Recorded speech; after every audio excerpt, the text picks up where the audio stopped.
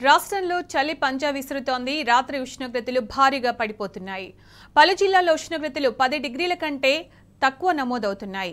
ఇక హైదరాబాద్ నగరవాసులను చలి వణికిస్తోంది. ఉదయం 9 గంటల వరకు కూడా పొగమంచు నగరాన్ని కప్పేస్తోంది. మరికొన్ని రోజుల పాటు చలి తీవ్రత ఇలాగే కొనసాగే అవకాశం ఉందని వాతావరణ శాఖ అధికారులు తెలిపారు. ఉత్తర ఈశాన్య దిశ నుంచి వీస్తున్న గాలుల కారణంగా చలి ప్రభావం ఎక్కువగా ఉందని స్పష్టం చేశారు. చలికి తోడుగా హైదరాబాద్తో సహా పలుచోట్ల పొగమంచు భారీగా పేరుకుపోవడంతో వాహనదారులు తీవ్ర ఇబ్బందులు ఎదుర్కొంటున్నారు.